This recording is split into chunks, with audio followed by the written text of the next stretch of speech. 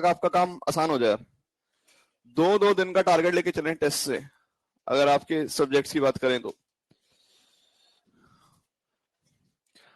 आखिरी दिन के लिए सब कुछ ना छोड़ें यार। मैंने आपको पहले टेस्ट में बताया था कि कैसे रिवाइज करना है, शॉर्ट नोट्स कैसे बनाने हैं। इस बार आप पूरा जुड़ जाइए पहले से। समझ पा रहे हैं यार? एनएलएम है हमारा सिंपल सा टॉपिक, और साथ में क्या है, काइनेमैटिक्स। काइनेमैटिक्स में रिलेटिव आ रहा है क्या? You are lucky. प्रोजेक्टाइल आ रहा है क्या? You are luckier. Basic maths आ रहा है क्या? This is the luckiest batch ever यार। सिर्फ क्या आ रहा है यार? फ्रिक्शन, एनएलएम, फ्रिक्शन और काइनेमैटिक्स। कहां तक आ रहा है काइनेमैटिक्स? ग्राफ तक, है ना। और लास्ट हमने क्या किया था, कन्वर्जेंस प्रॉब्लम हो गई थी, है ना। रेनमैन प्रॉब्लम भी हो गई थी, रेनमैन प्रॉब्लम भी हो गई थी। इससे पहले आ जाओ, इससे पहले आ जाओ। और ठीक, उल्टा चल रहे हैं क्या आप? अच्छा अच्छा अच्छा, मैं कहूँ ये चेंज क्यों रहा है? ठीक है, और चले। लास्ट हमने रेनमैन का क्वेश्चन किया था, ठीक है ठीक है। कोई रेनमैन का विंड के साथ हो गया था? विंड के साथ भी हो गया था, ठीक है, दैट्स ग्रेट। विंड के साथ भी हो गया था। आज हमें रिवर स्विमर करना था, है ना। डाली हेडिंग का रिवर स्विमर प्रॉब्लम।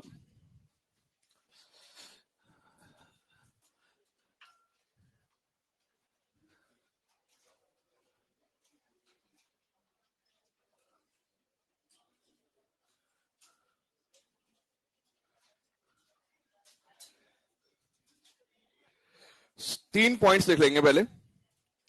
पहला पॉइंट,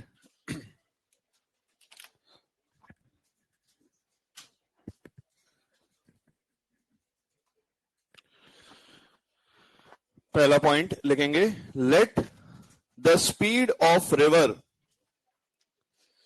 पहला point, let the speed of river be u. मैं लिख देता हूं, let the speed of river be u. B space U. Next, let the speed of swimmer with respect to, let the speed of swimmer with respect to still water, with respect to still water be v। Board पे लिख देता हूं, be v। और third point, let the drift, let the width, let the width of the river, let the width of the river be d।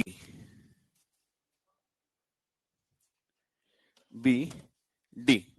अब हम शुरू करते हैं गर्ल्स, ध्यान सबका बोर्ड पर।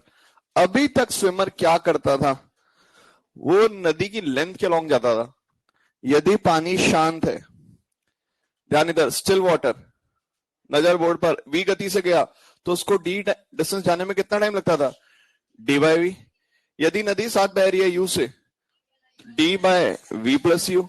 और नदी अगेंस्ट है तो क्या अभी तक उसने क्रॉस किया था, नहीं। अब वो क्या करेगा, क्रॉस।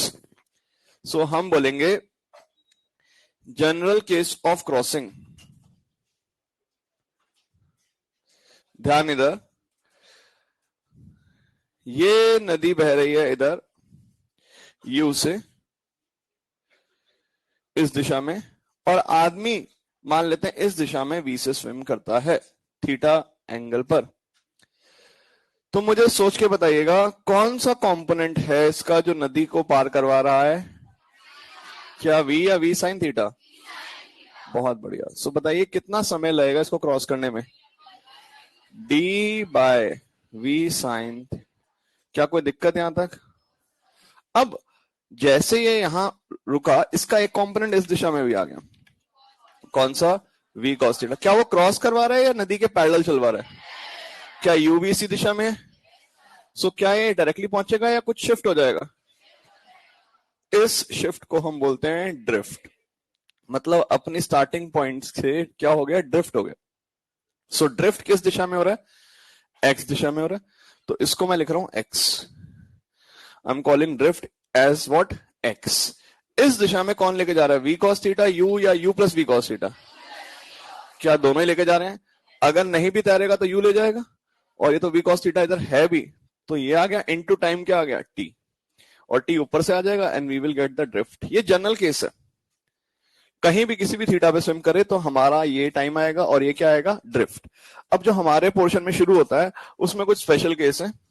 सबसे पहला केस है case one, to cross in shortest time. To cross river कैसे? इन मिनिमम या शॉर्टेस्ट, कम से कम समय लगना चाहिए उसको नदी पार करने में। तो आप बताइए, यदि इसको छोटा करना है तो साइन थीटा को बड़ा करना पड़ेगा। साइन थीटा बड़ा क्या होता है? 1। तो 1 कितने पर होता है? 90 पर।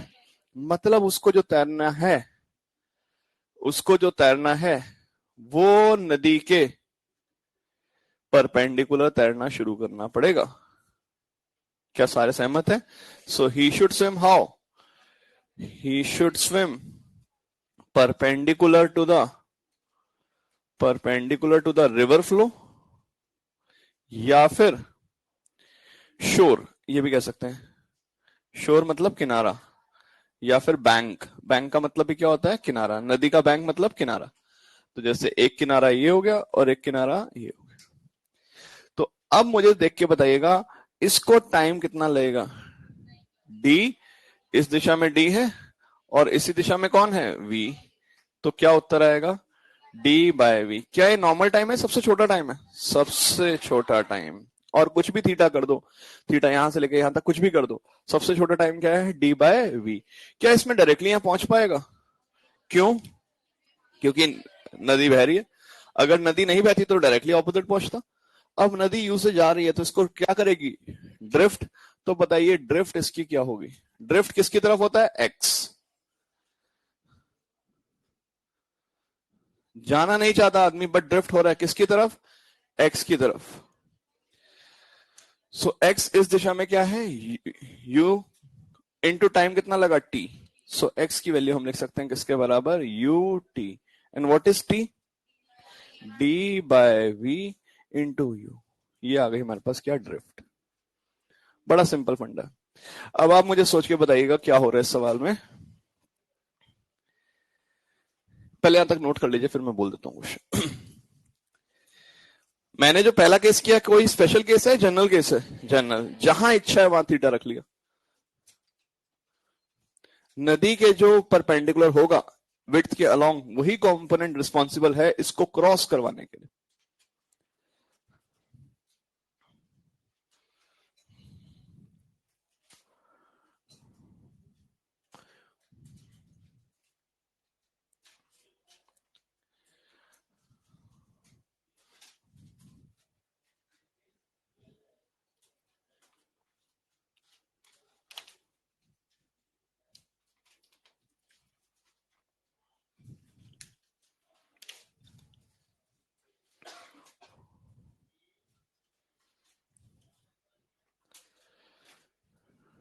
डाउनस्ट्रीम में नदी के साथ होता है, नदी के विरुद्ध?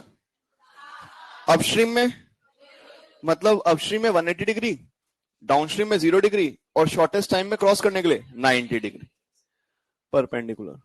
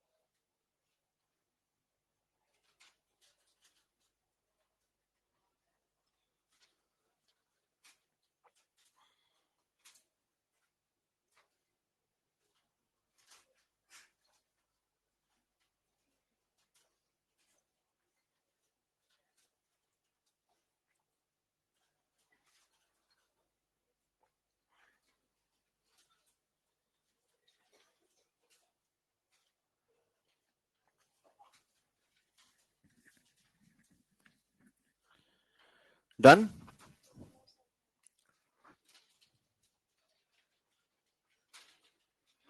यहां लिखा है ना, जहां ही शुड परपेंडिकुलर, स्विम लिख दो बीच में ना, he should swim perpendicular to the river flow. जहां टी मीन लिखा है उससे ऊपर he should swim perpendicular to river flow, और he should stroke his hands perpendicular to the river flow. इसमें एक चीज और ध्यान रखना, जो इसकी रिजल्टेंट वेलोसिटी होगी, रिजल्टेंट वेलोसिटी होगी v से इधर जा रहा है क्रॉस करने के लिए, और u से इधर जा रहा है, नदी लेके जा रही है, तो जो रिजल्टेंट जमीन से देखेंगे वो ये होगी। तो जो इसका v एक्चुअल होगा विद रिस्पेक्ट टू ग्राउंड, वो क्या होगा, under root V square plus what, U square, V square plus U square. ये अगर आप देखोगे पानी में तो परपेंडिकुलर स्विम कर रहा है, बट बाहर से देखोगे तो डायगनली यहां पहुंचेगा, तो ग्राउंड पे खड़े हुए व्यक्ति को ये इस तरफ जाता हुआ दिखाई देगा। आई थिंक सारे ओके हैं। लिखें पहला question.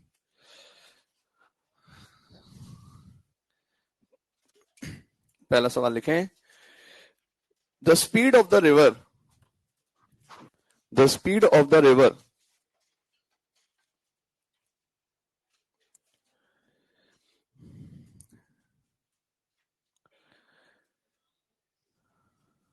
speed of the river is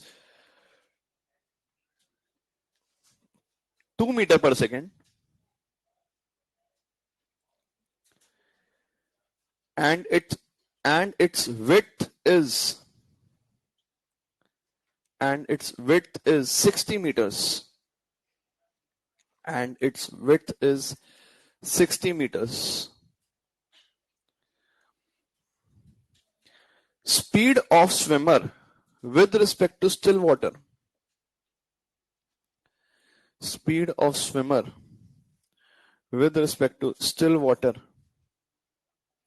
is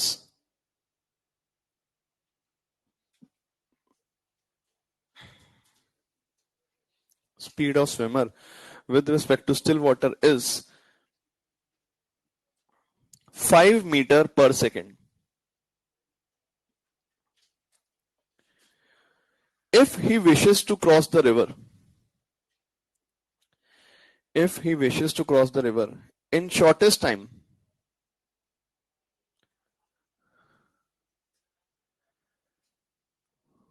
in shortest time, find the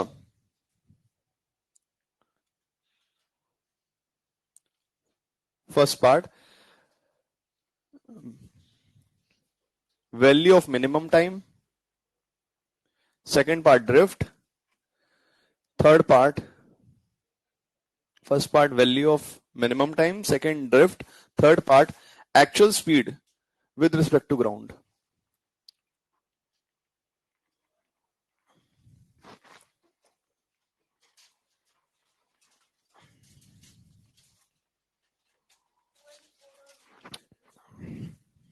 देखिए शुरू ऐसे करेंगे, इसको परपेंडिकुलर करना है तो स्विम कैसे करेगा, इस प्रकार। हमने पहले ये दिखा दिया, v कितना दे रखा है 5, और d इसी दिशा में दे रखा है क्रॉस करने के लिए कितना 60, तो u को तो भूल ही जाओ भी। तो टाइम कितना आएगा, d बाय वी यानी 60/5, यानी कितने टाइम में पहुंचेगा, 12 सेकंड बाद।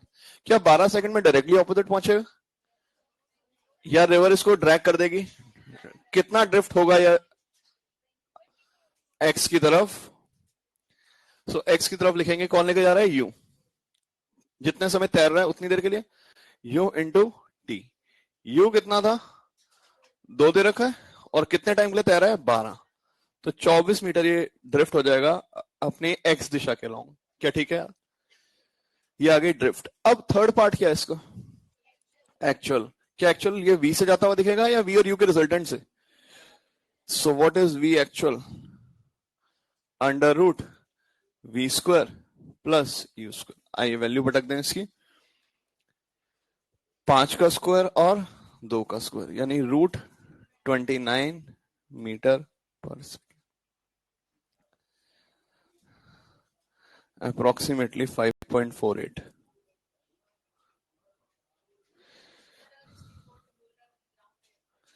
हाँ मतलब ग्राउंड में तो तैरेगा नहीं, रुके हुए पानी के रिस्पेक्ट में, ग्राउंड ही कह लो उसको।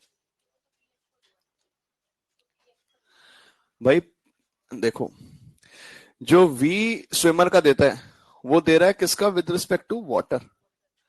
अब जो हम लिखेंगे वो क्या होगा, V swimmer minus V water. तो जब इधर जाएगा तो स्विमर की एक्चुअल क्या होगी, ये relative with respect to what, water. अब आप मुझे बताओ, क्या स्विमर की हमें दे रखी है with respect to water V, और ये इधर जा रहा है यू, तो इनका वेक्टर एडिशन यही आएगा बीच में। ठीक है, ये मतलब पानी के रिस्पेक्ट में वी से चलेगा। अब पानी अगर उसके साथ चल रहा है तो ऐड हो जाएगा, अगेंस्ट जा रहा है तो डाउन अपस्ट्रीम में घट जाएगा, और परपेंडिकुलर है तो ये आ जाएगा। ठीक है ना। हमें ग्राउंड के रिस्पेक्ट में नहीं देता, ये पानी के रिस्पेक्ट में देता है। पानी जो कर रहा है उसका इफेक्ट ऐड करना पड़ेगा इसमें। ठीक, अब आते हैं नेक्स्ट क्वेश्चन पे। कई बार ऐसे भी बोलता है, गर्ल्स सोच के बताना कि यहां पर है साउथ बैंक, वो साउथ वाले किनारे पे नदी के, और जाना चाहता है कहां, नॉर्थ बैंक। लिखना नहीं, नदी बह रही है वेस्ट से ईस्ट, क्या ये वेस्ट होगा, ये क्या होगा, east. North south west east, नदी ऐसे बह रही है। बोला अगर उसको मिनिमम टाइम में क्रॉस करना है तो उसकी डायरेक्शन कहां होनी चाहिए स्विम करने की, नॉर्थ की तरफ। परपेंडिकुलर मतलब कहां की तरफ, नॉर्थ की तरफ। कैसे भी लिख सकते हैं, he should stroke his hands perpendicular to the flow of river or along the direction north. Will he go to north or will he go to the combination of north and east? क्योंकि यहां u होगा, यहां क्या होगा v, somewhere between north and east। अगर दोनों बराबर हैं तो कहां जाएगा, नॉर्थ ईस्ट। क्या पॉइंट समझ आ रहा है सबको, डायरेक्शन का ध्यान रखना, we have to remember the direction as well. अब ये तो हो गया हमारे पास केस 1। केस 2 की बात करते हैं। आदमी को इसमें दिक्कत हुई कि मैं एक्स की तरफ चला गया, मेरे को एक्स की तरफ नहीं जाना, तो क्या इलाज है। तो हम बोलेंगे he wants to cross with zero drift. What is meant by zero drift, कि डायरेक्टली ऑपोजिट पहुंचे और शॉर्टेस्ट पाथ और डायरेक्टली ऑपोजिट, तीन शब्द लिखे होंगे, या तो जीरो ड्रिफ्ट या शॉर्टेस्ट पाथ या डायरेक्टली ऑपोजिट। ये वाला वर्ड ज्यादा लिखा होता है। तो अब आप मुझे बताइए, अगर नदी इस तरफ बह रही है और वो चाहता है कि डायरेक्टली ऑपोजिट पहुंचे, तो क्या अपना मुंह इसको इस तरफ करना पड़ेगा इसके अगेंस्ट, क्यों करना पड़ेगा, ताकि इसकी गति का एक कंपोनेंट किसको खत्म कर दे, यू को। हाँ है ना। अगर वो मान लेते हैं इधर नदी 3 से बह रही है और वो इधर 3 से ही तैर सकता है, 3 से इधर मुंह करके बैठ गया, तो उसके अगेंस्ट रहेगा, यहीं रहेगा, क्या क्रॉस कर पाएगा, नहीं। तो उसका एक कंपोनेंट ऊपर की तरफ भी होना चाहिए ताकि रिजल्टेंट कहां आ जाए, बीच में आ जाए। क्या मेरा पॉइंट सब समझ पा रहे हैं। अब मुझे सोच के बताना, अगर v cos थीटा u से छोटा हो गया तो क्या डायरेक्टली पहुंचेगा राइट की तरफ, राइट की तरफ। v cos थीटा बड़ा हो गया u से तो लेफ्ट की तरफ, और बराबर हुआ तो डायरेक्टली ऑपोजिट, मतलब जीरो ड्रिफ्ट। सो हमें ये चीज का ध्यान रखना है, यदि आदमी स्विम करना चाहता है, ध्यान बोर्ड पर, और डायरेक्टली ऑपोजिट ही पहुंचना चाहता है तो उसको नदी के विरुद्ध एक एंगल पर तैरना पड़ेगा। He should swim how, at an angle कितना, at an angle 90 plus theta with river. ध्यान रखना, थीटा आंसर नहीं आएगा, नदी के साथ 90 प्लस थीटा। इस u और v के बीच में एंगल कितना है, 90 प्लस थीटा। सारे ओके हैं। तो अब ये थीटा क्या होगा, तो थीटा के लिए हम ये लिखेंगे, इस दिशा में कौन है, v साइन, ये इधर कौन है, u। क्या दोनों को बराबर होना पड़ेगा, v साइन थीटा किसके बराबर, साइन थीटा किसके बराबर, u बाय v। क्या थीटा निकल जाएगा, हमें u और v दे रखे होंगे, और इस तरफ कौन सा कंपोनेंट है जो इसको लेके जाएगा, साइन या cos, cos. So this component will be what, v cos theta, और यही नदी पार करवाएगा। So what will be time, d by v cos theta. और इस केस में ड्रिफ्ट कितनी होगी, जीरो, क्योंकि हमने काम ही ऐसा किया कि हम एंगल पर स्विम कर रहे हैं, इस बार ये x की तरफ नहीं जाएगा, सारा काम y दिशा में ही करेगा। सो ड्रिफ्ट इस केस में क्या आएगी, जीरो। क्या ये शॉर्टेस्ट टाइम है, नहीं, शॉर्टेस्ट पाथ है, रास्ता ऐसा है कि हमेशा ये इधर ही जाता दिखेगा। ठीक, कर लीजिए नोट।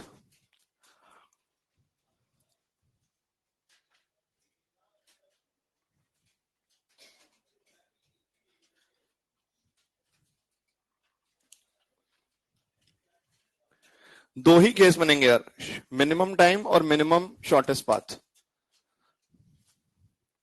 शॉर्टेस्ट टाइम में परपेंडिकुलर और शॉर्टेस्ट पाथ में इंक्लाइंड थीटा पर।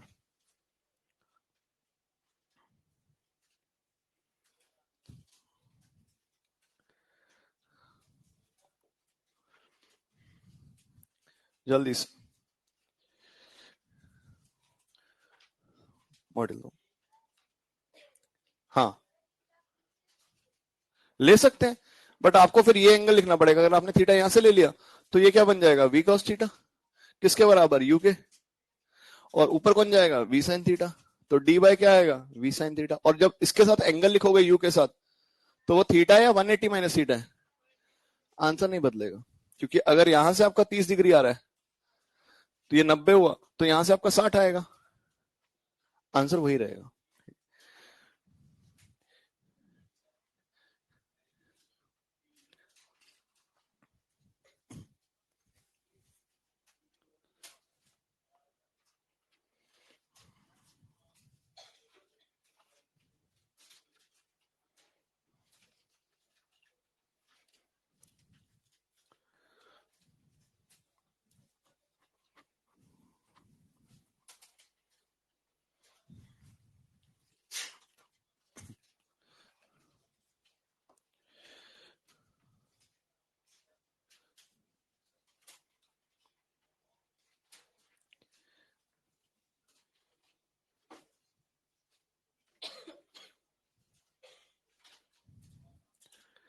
लेकिन क्वेश्चन है जल्दी से। सवाल लिखे, the speed of swimmer in still water, the speed of swimmer in still water is 20 kilometre per hour, is 20 kilometer per hour,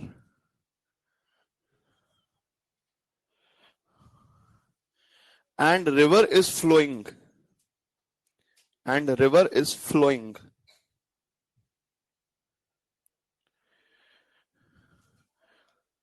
towards east या due east, दोनों वर्ड सही हैं, is flowing towards east with speed 10 root 3 kilometer per hour, 10 root 3 kilometer per hour. Then the direction in which he should make his strokes, he should make his strokes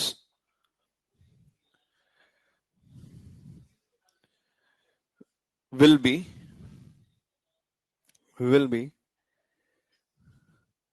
पहला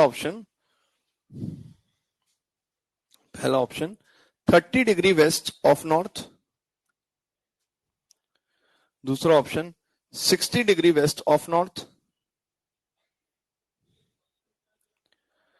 तीसरा option along north,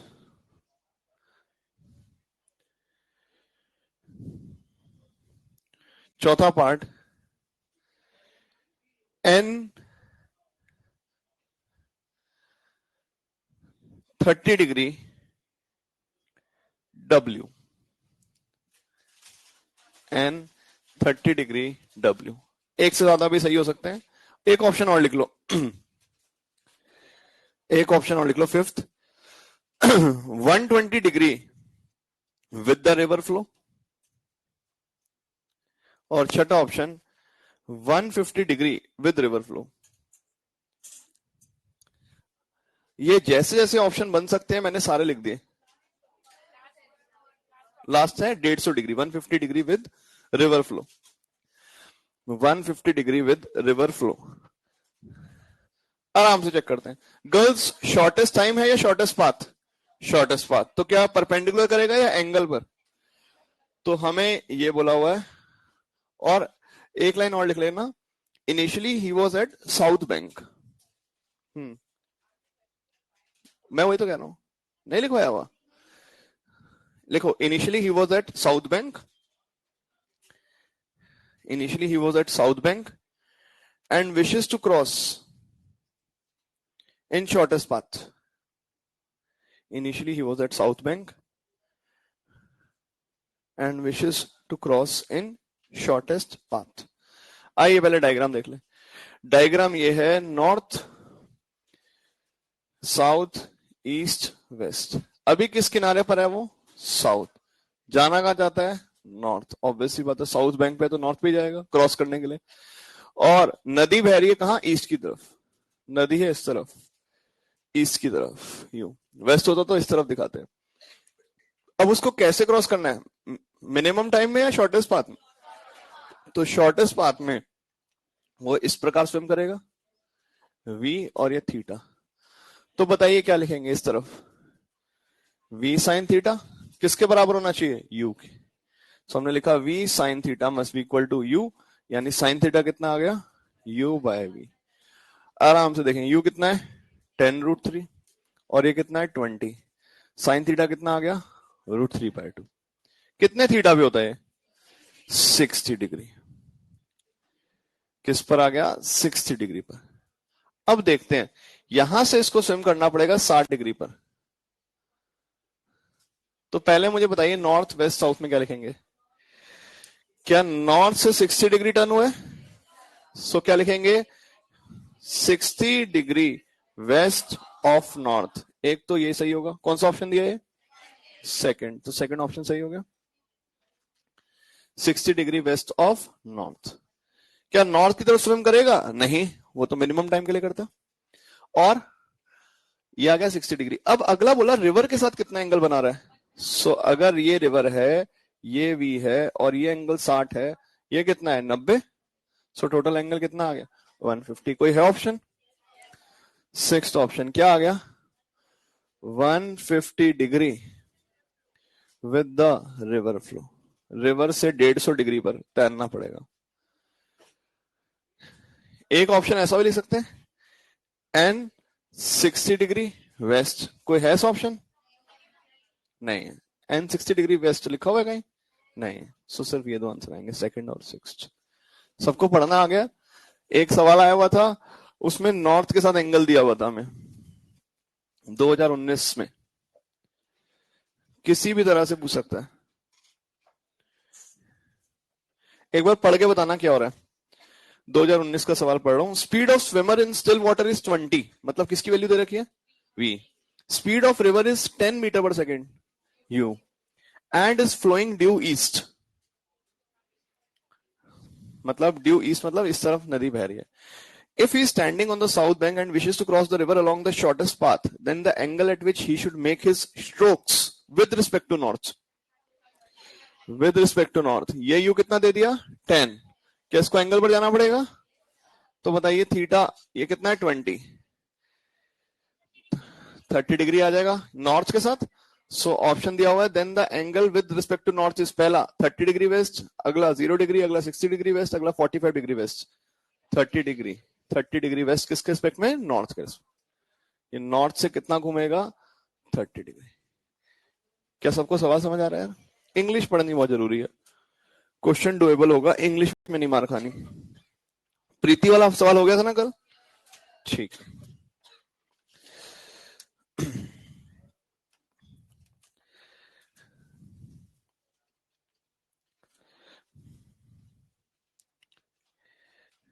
एक question इसका time वाला भी निकाल लेते हैं। अभी सिर्फ डायरेक्शन का किया था हमने, लेकिन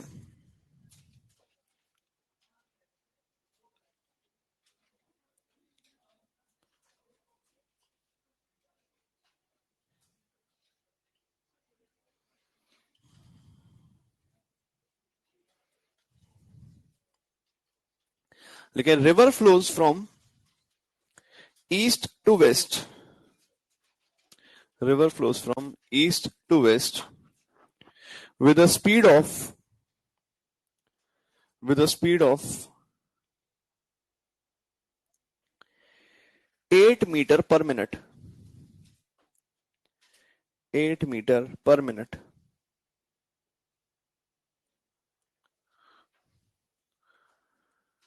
A man on the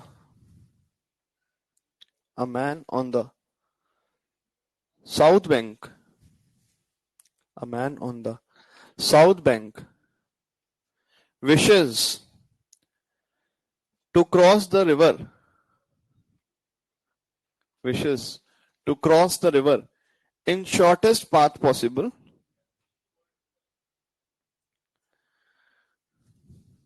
in shortest path possible with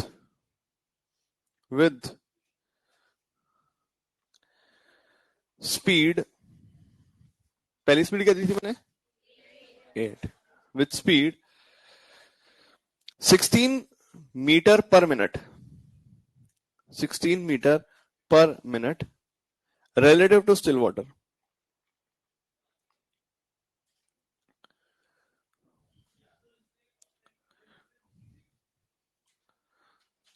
Find first part,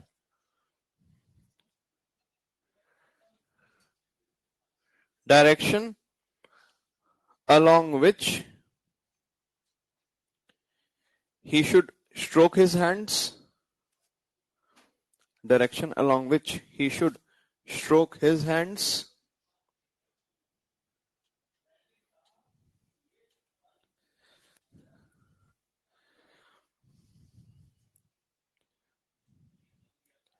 Second, the time it takes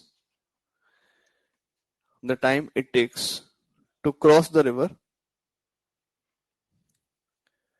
the time it takes to cross the river if width is 480 meters, 480 meters, metres है ना, हाँ metres. करिए शुरू यार, वापस से ऐसा ही सवाल। इस बार नदी कहां जा रही है, ईस्ट जा रही है वेस्ट जा रही है, वेस्ट, तो थोड़ा सा परिवर्तन होगा, यू जो है हमें उल्टी दिशा में दिखाना पड़ेगा, मतलब नदी बह रही है इस तरफ, अब आदमी को जो स्विम करना पड़ेगा वो इस लाइन से एक एंगल वी थीटा पर स्विम करना पड़ेगा। तो कंडीशन तो अभी भी वही बनेगी, v साइन थीटा किसके बराबर होगा, u के। वैल्यूज डाल दीजिए, v की वैल्यू कितनी है 16, u की वैल्यू 8, सो साइन थीटा क्या आ गया 8/16 यानी 1/2, थीटा कितना आ गया 30 डिग्री। अब गर्ल्स डायरेक्शन के लिए हम क्या करेंगे, यहां से ये 30 डिग्री आया, क्या हम कह सकते हैं, लिख सकते हैं 30 डिग्री ईस्ट ऑफ नॉर्थ, या फिर n 30 डिग्री ईस्ट। अगर नीचे से 60 डिग्री ले तो लिख सकते हैं क्या ईस्ट 60 डिग्री नॉर्थ, वो भी सही है, 60 डिग्री नॉर्थ ऑफ ईस्ट, ये भी लिख सकते हैं इसको 60 डिग्री नॉर्थ ऑफ ईस्ट। ये चारों में से कोई भी ऑप्शन दिया होगा वो ठीक होगा। अब चाहिए टाइम, टाइम का क्या फॉर्मूला था गर्ल्स, d/v या d/v cos थीटा, क्योंकि अब इस दिशा में गति क्या होगी v cos theta. Put the value, d कितना दिया हुआ है 480, v कितना है 16 और cos 30 डिग्री, तो ये आ गया 30, ये तो कैंसिल आउट हो गया 30 आ गया और नीचे आ गया √3/2, तो ये आ गया 30 × 2/√3, √3 से उसको और गायब कर सकते हैं, सो ये आ गया 20√3। ये सब कर पाते हैं ना इस तरह से,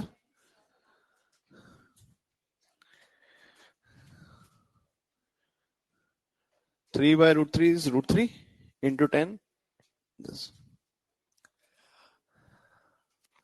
रिवर स्विमर। अभी तक आई थिंक सबको क्लियर है, कहीं डाउट तो पूछ सकते हैं। ये लास्ट वाला पार्ट सबको ओके है यार, कुछ लोग घूर रहे हैं इसको यार। √3 को 3 से काटेंगे तो क्या रह जाएगा √3, और क्या रह जाएगा 10, तो 20√3, नहीं तो आप ऐसे लिख दीजिए 60/√3 और ये आ जाएगा 20√3। अब एक बार होमवर्क मार्क कर लीजिए रिवर्स स्विमर का। एक्सरसाइज 2 से मार्क करेंगे। एक्सरसाइज 2 से क्वेश्चन नंबर 10,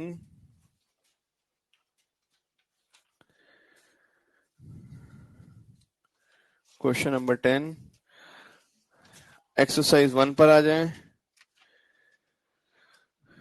क्वेश्चन नंबर 205, 205, 198, 197, 196, 194, 194, 194। अब आते हैं बिगनर बॉक्स पे। ये सारे रिवर के सवाल। Beginner box 11, page 130, question number 1 and 2, illustration number 52, 52, illustration number 52।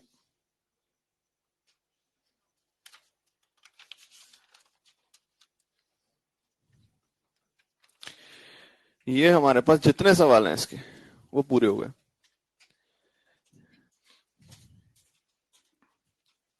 अगला क्वेश्चन लिखेंगे, हेडिंग डाल लेंगे अगली। अच्छा उल्टा दे दूं तो कर सकते हैं क्या? सपोज हमें ये बोल दिया कि यहां पर यू है 10 और ये तैर रहा है 120 डिग्री पर, तो बताइए v क्या होगा? क्या कर सकते हैं? ये v, ये 30, ये u, तो किसके बराबर करेंगे? v sin 30 किसके बराबर? u के। u कितना दिया हुआ है 10, क्या v आ जाएगा? अभी तक हम थीटा निकाल रहे थे बट थीटा दिया तो उससे हम v भी निकाल सकते। ठीक है, अगली हेडिंग डालेंगे test tube problem. Test tube problem,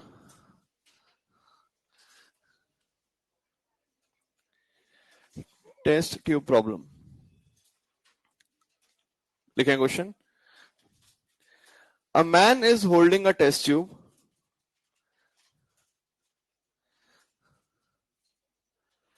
A man is holding a test tube.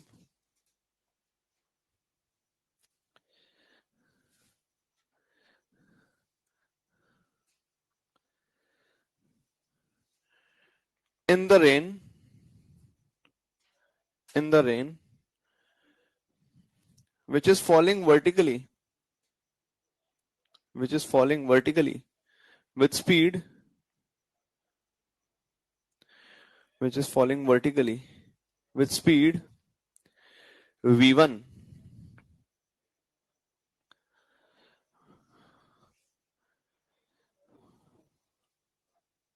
First part.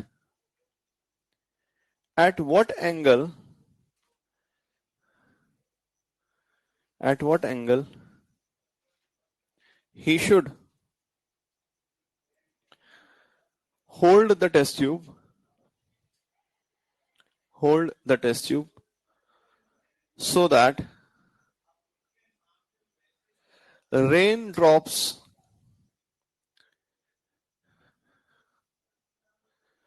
fall into the tube. Fall into the tube without touching its side.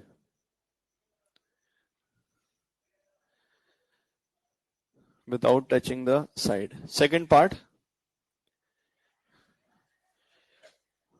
Find the above angle. Find the above angle if he starts moving horizontally. Find the above angle if he starts moving horizontally with speed v2. With speed v2. ये basically rain man वाला ही सवाल है। जो छाता पकड़ रहा था, अब इस बार उसने क्या पकड़ी है? Test tube. पहले पार्ट में देखिए उसने क्या किया, वो एक जगह पे खड़ा है और रेन कैसे गिर रही है? वर्टिकली। कितनी स्पीड से? v1। तो मुझे बताइए अगर रेन ऐसे गिर रही है और वो चाहता है कि कलेक्ट हो जाए बिना साइड्स को टच हुए तो उसके डायरेक्टली ऑपोजिट रखेगा, और डायरेक्टली ऑपोजिट रखेगा तो हम कहेंगे ये जो एंगल होगा वो कितना होगा, 90 डिग्री विद हॉरिजॉन्टल या फिर अलोंग वर्टिकल। वर्टिकली रखना पड़ेगा उसको, क्योंकि रेन वर्टिकल ही गिर रही है, पहले पार्ट में तो कोई दिक्कत था ही नहीं। मुद्दा ये है जब रेन ड्रॉप्स तो वर्टिकल गिर रही है V1 से, बट वो इधर चल रहा है किससे, V2 से, तो क्या रेनमैन प्रॉब्लम नहीं बन गई कि छाता कैसे पकड़े। सो बताइए, क्या हम आई कैप जे कैप से लिखें, what is VRM, VR minus VM, what is V rain, V1 minus J cap, and what is V2, V2 I cap। क्या सारे सहमत हैं? सो इसको लिख दिया minus V2 I minus V1 J।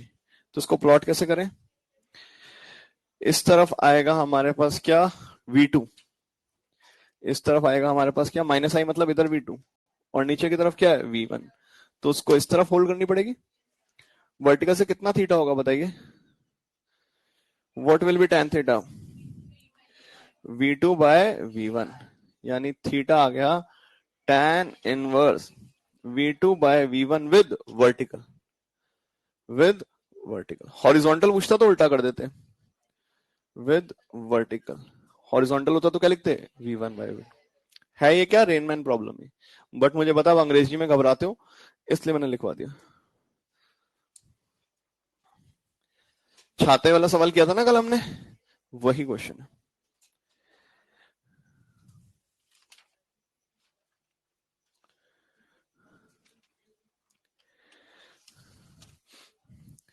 Notes लिखे मैं सारे, देखो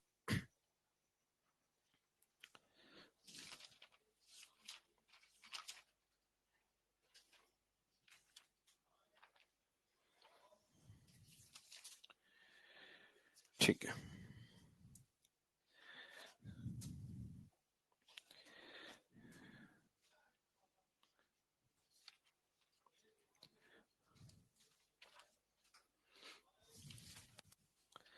भाई आज डे क्या हो गया, फ्राइडे, कल क्लास होती है ना हमारी, कल होती है, तो डिस्कशन कल करना है काइनेमेटिक्स का या मंडे को, जैसे आपकी इच्छा हो,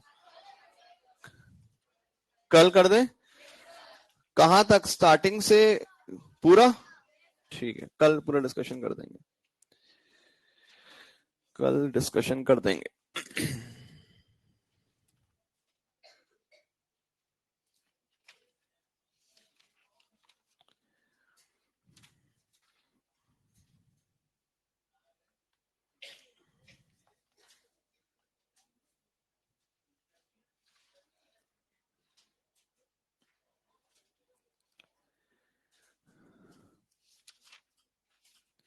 नेक्स्ट हेडिंग आएगी flag fluttering problem, flag fluttering problem, ये पेज दीजिए मुझे, फ्लैग फ्लटरिंग प्रॉब्लम। मान लेते हैं ये झंडा है, हमारा उद्देश्य झंडा किस दिशा में लहराएगा। अभी झंडा हवा नहीं चल रही तो नीचे लहरा रहा है, हवा चल पड़ी, अगर हवा पीछे की तरफ है तो क्या झंडा ऐसा हो जाएगा, क्या विंड के साथ जाएगा, बिल्कुल, जहां विंड होगी झंडा कहां जाएगा, उस दिशा में। अब मान लो विंड नहीं है बट हमें इसको झंडे को लहराना है, तो हम पकड़ के चलना शुरू करेंगे, मैं जिस दिशा में जाऊंगा झंडा पीछे हो जाएगा। अब अगर मैं झंडा ऐसे, अब मैं चला इधर तो क्या झंडे का मुंह पीछे हो गया। सो मेरी गति के साथ है या विरुद्ध है, और हवा के साथ है।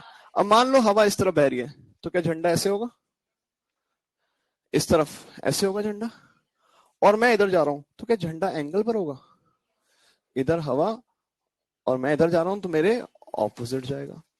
झंडा मेरी गति के हमेशा ऑपोजिट और विंड के साथ, और दोनों है तो दोनों के रिजल्टेंट में। सोच के बताना, मैं इधर गया तो झंडा कहां जाएगा, पीछे, हवा इधर है तो पीछे और इस तरफ, तो क्या बीच में आ जाएगा। सारे सहमत हैं। अगर मैं इस दिशा में जा रहा हूं तो झंडा कहां हो गया, पीछे, और हवा इस तरफ है तो एंगल पे आ जाएगा। तो एक ही इसमें फॉर्मूला लिखेंगे, डायरेक्शन ऑफ फ्लैग, एक ही छोटा सा formula, direction of flag is along, heading है फ्लैग फ्लटरिंग प्रॉब्लम, लिख दिया था सबने, स्पेलिंग बताऊं, फ्लैग फ्लटरिंग प्रॉब्लम। ध्यान बोर्ड पर यार। तो एक ही formula, direction of flag is along, resultant of what, V wind, नहीं मैन का उल्टा, माइनस वी मैन। मैन का हमेशा उल्टा मिलता है, भले रेन मैन हो तब भी आगे क्या लगाते हैं, V R minus V man. Wind का एज इट इज जाता है हमेशा।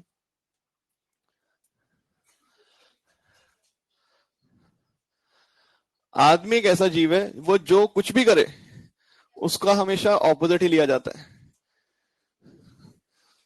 समझ पा रहे हैं बात यार? आदमी कुछ भी करे उसका कभी भी सीधा नहीं लिया जाता, उसको पहले उल्टा करके, जो किया है उसका उल्टा करके फिर ऐड किया जाता है। चलिए अब समझेगा बात को क्या हो रहा है। मान लेते हैं, इस पे एक ही छोटा सा सवाल बनता है। Man is holding a flag, man is holding a flag and running towards waste with 6 meter per second, is running towards west with 6 meter per second.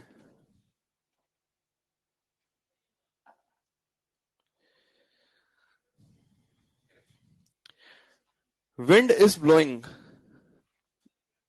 due north, wind is blowing due north with 6 meter per second.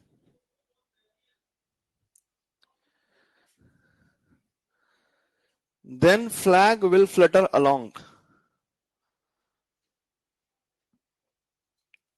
Then flag will flutter along.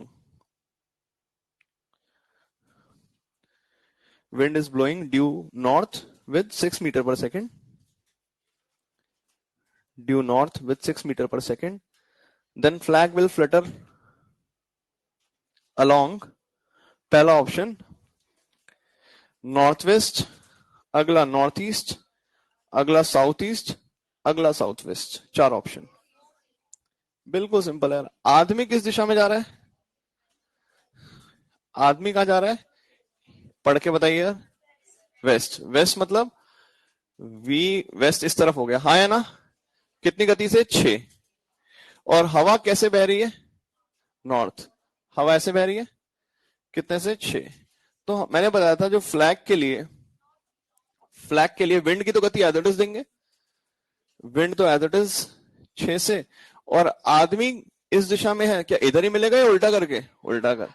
तो इधर क्या हो गया? 6। सो ये भी 6 और ये भी 6, क्या बिल्कुल बीच में आएगा? ये कौन सी दिशा होती है?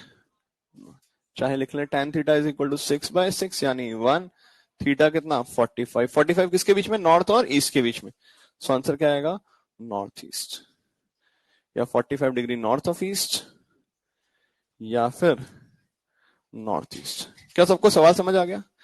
अब अगर यही झंडा हमने शिप पे लगा दिया होता, किस पे लगाया होता? शिप पे। ये हमने एक झंडा लगा दिया और शिप जा रही है इस दिशा में, तो क्या झंडा यहीं होगा या विपरीत हो जाएगा? विपरीत। मैन की तरह बिहेव करेगी शिप। विंड नहीं बह रही तो जहां भी शिप जा रही है उसके विरुद्ध झंडा होगा, और अगर विंड भी जा रही है तो दोनों का क्या आएगा? रिजल्टेंट। क्या सवाल सबको समझ आ गया? बहुत पहले आया था एक बार ये, इसलिए मैंने इसका एक क्वेश्चन करा दिया। आगे बढ़ते हैं। यस, क्योंकि जब मैन इधर जा रहा है तो उसने एक आर्टिफिशियल विंड क्रिएट की विपरीत दिशा में। जब आप आगे भागेंगे तो आपके बाल कहां उड़ेंगे? पीछे की तरफ। भाई कोई इंडियन मूवी है, वो चादर लेके भाग रहे हैं, दुपट्टा लेके भाग रहे हैं, तो दुपट्टा विपरीत दिशा में जाएगा।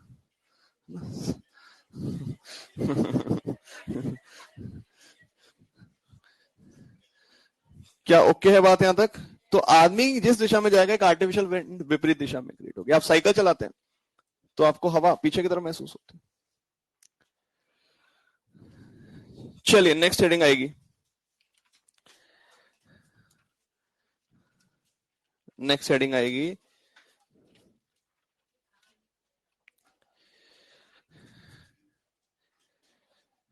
Next heading, point of point of meeting, point of meeting, next heading आएगी point of meeting,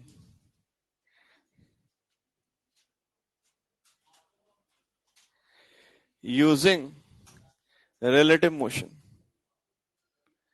using relative motion,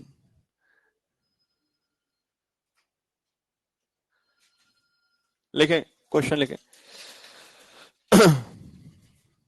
जल्दी से सवाल लिखा जाए। A ball is projected upwards, a ball is projected upwards with speed, projected upwards with speed u1 from ground. A ball is projected upwards with speed u1 from ground. At the same time, another ball, at the same time, another ball is dropped, is dropped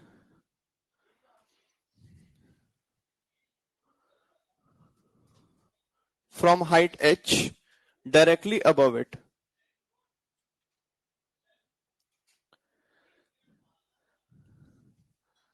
Then find the time they will meet. Then find the time they will meet. Then find the time they will meet. ध्यान से सुनिएगा क्या हुआ। एक ball को हमने ऊपर फेंका, किस गति से, किस गति से चेक करें, u1 से। अगली को मैंने मान लिया कि ड्रॉप किया, तो u2 कितना है, 0। दोनों को सेम टाइम पे फेंका, तो मुझे देख के बताइएगा, इसको थोड़ी देर के लिए मैं मान लेता हूं नीचे u2 से फेंका, बाद में वैल्यू u2 की 0 डाल देंगे। इधर ध्यान, हाइट कितनी बोली है, h, ये हाइट कितनी है, h। एक तरीका तो ये है, इसका s1 निकाले, इसका s2 निकाले और s1 प्लस s2 को किसके बराबर कर दें, h। दूसरा तरीका क्या है, रिलेटिव का। मुझे बताइए u रिलेटिव क्या सेम दिशा में है या विपरीत, विपरीत में क्या किए जाते हैं, जोड़े जाते हैं, u1 plus u2। Relative acceleration, इसकी भी g और इसकी भी g क्या दोनों सेम दिशा में है, तो रिलेटिव एक्सेलरेशन 0। और s रिलेटिव इनको कितना कवर करना है, h। क्या कोई इक्वेशन है, s equal to U T plus half A T square. क्या सहमत है सारे, रेल रेल रेल, क्या ए रेल 0 है, मतलब distance is equal to speed into time, relative के लिए। एक्चुअल में तो एक्सेलरेट करें दोनों, बट रिलेटिव एक्सेलरेशन क्या है, 0। तो बताइए what will be time of meeting, ये है h और विपरीत दिशा में क्या होगा, u1 प्लस u2। अब मुझे सोच के बताइएगा, अगर ये होता, ये u2, ये u1 और ये u2, अब क्या उत्तर आता, ये h होता। तो बताइए क्या आता, t is equal to h by u1 minus u2। क्या सहमत है, और अगर रेस्ट पर है तो सारा काम किसको करना है, u1 को। So what will be time, h by u1 plus 0 या u1। क्या सबको क्लियर है बातें, इससे हमें क्या मिलेगा, टाइम, इससे हमें क्या मिलेगा, टाइम।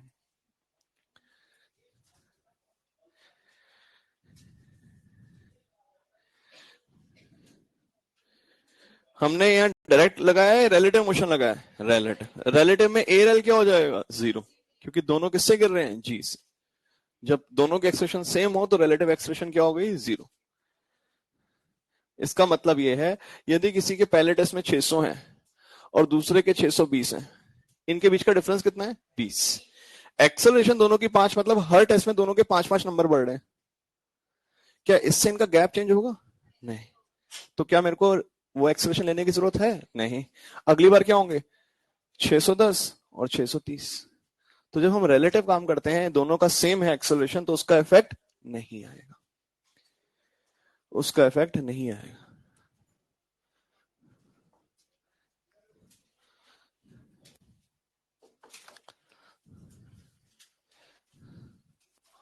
जल्दी से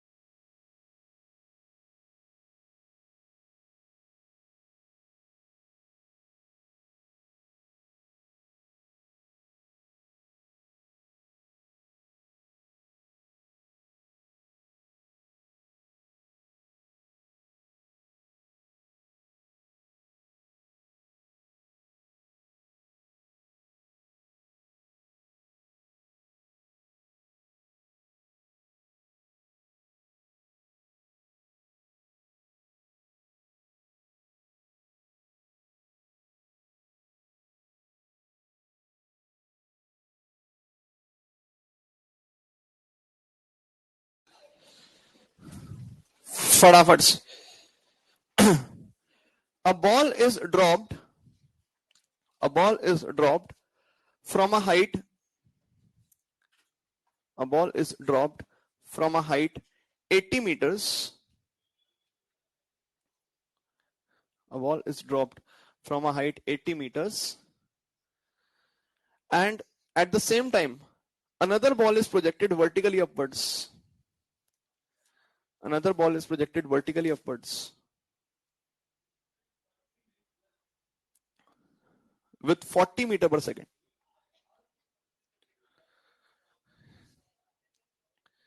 Another ball is projected upwards with 40 meter per second from point directly below the first ball. Find the time and the location from ground where they meet. Find the time and location from ground where they meet. Girls, पहला तो हमारा simple फंडा है, जो time होता है वो किसके बराबर होता है? h अपॉन क्या? u1 plus u2। क्या पहले को ड्रॉप किया है, दूसरे को कितने से फेंका है? 40। तो कितने समय बाद मिलेंगे? हाइट कितनी दी है? 80। ये तो सवाल शुरू होते ही खत्म हो गया। टाइम कितना आया? 2 सेकंड। अब ये मिलेंगे कहां? तो आपको अब एक्चुअल ग्रेविटी वाला काम करना पड़ेगा, या तो इसके लिए लगा लें या इसके लिए लगा लें। 2 सेकंड के लिए बताइए ड्रॉप से कितना चलता है? 5, 15। हाँ है ना? ये पहली बॉल थी, ये यहां आएगी, और इधर से जो नीचे वाली बॉल थी वो कहां चली गई? ऊपर। वो कितना चली होगी बताइए? 60 चली होगी, क्योंकि पहले 40 से 30 गई स्पीड, तो 35, फिर 30 से 20 कितना गई होगी? 25। अगर ये नहीं करना चाहते तो आप बोलो इसने वाली बॉल ने चला S2 और इस वाली बॉल ने चला क्या? S1। तो बताइए what will B S1? u1t plus half AT square. u1 कितना है? 0। एक्सेलरेशन 10, कितने टाइम में पहुंची है? 2। तो कितना चलेगी? 20 मीटर। वही पता था, 5 और 15। और इसके लिए क्या लिखेंगे? S2 u2t plus half AT square. u अगर इसका ऊपर था कितना? 40। तो एक्सेलरेशन नीचे है -10 इंटू 2 का स्क्वायर। ये आ गया 80 माइनस 20 कितना? 60। आना भी था, टोटल 80 था, ये 20 गिरी है, तो ये कितना गिरी चली होगी? 60। तो आंसर आएगा 60 metre height from the ground पे मिले, या फिर at a depth 20 metre from the first ball. क्या पॉइंट सब समझ पा रहे हैं? टाइम आ गया रिलेटिव, उसके बाद चले तो ग्रेविटी के साथ ही है, तो ये फॉर्मूले किसके साथ लगेंगे? ग्रेविटी के साथ। तो आप ऊपर वाला भी निकाल सकते हैं, नीचे की जरूरत ही नहीं है। ऊपर वाला अगर 20 चला है तो हम बोलेंगे ये वाला पूरा डिस्टेंस कितना था? 80। तो जमीन से हाइट कहां रह गई? 60। So they will meet at height 60 metre from ground. 60 metre from ground. एक क्वेश्चन ही लिखना नहीं, सिर्फ आपकी प्रैक्टिस के लिए। नजर बोर्ड पर, इसको फेंका गया, इसको ड्रॉप किया गया, और इसको ऊपर फेंका गया 50 से, और दूरी है हमारे पास 150 मीटर। कितने टाइम बाद मिलेंगे? जल्दी से। टाइम तो 3 आ गया, यहां तक कोई डाउट ही नहीं। 150 अपॉन 50 प्लस 0 यानी कितना? 3। अब 3 सेकंड में कितना गिरेगी? हाफ AT स्क्वायर, वैसे याद भी हो गया होगा अब तो।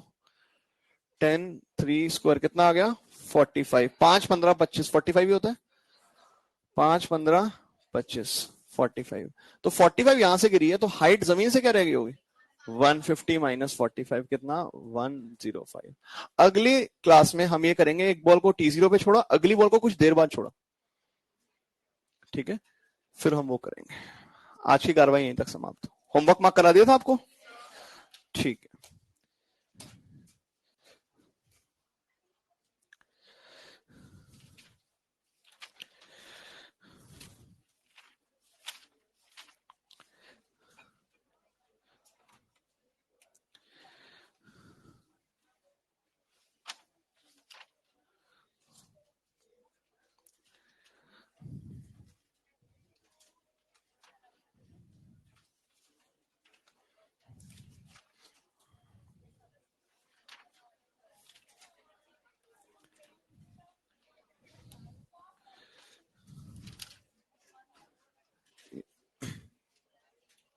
भाई अब बैकलॉग के लिए क्या करेंगे? आज मंडे क्या है, कल क्या है?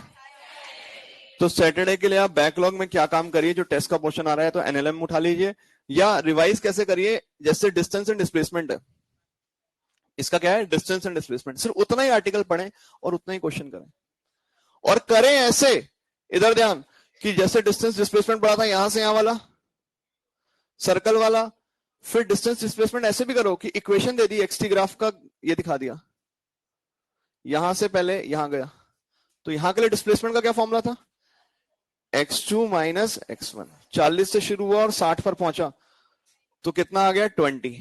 फिर एक वीटी ग्राफ का कर लो, वीटी ग्राफ की डिस्प्लेसमेंट क्या थी, एरिया, ऊपर का एरिया प्लस नीचे का एरिया माइनस, जहां डिस्प्लेसमेंट थे वो सारे एक साथ कंबाइन करके करो।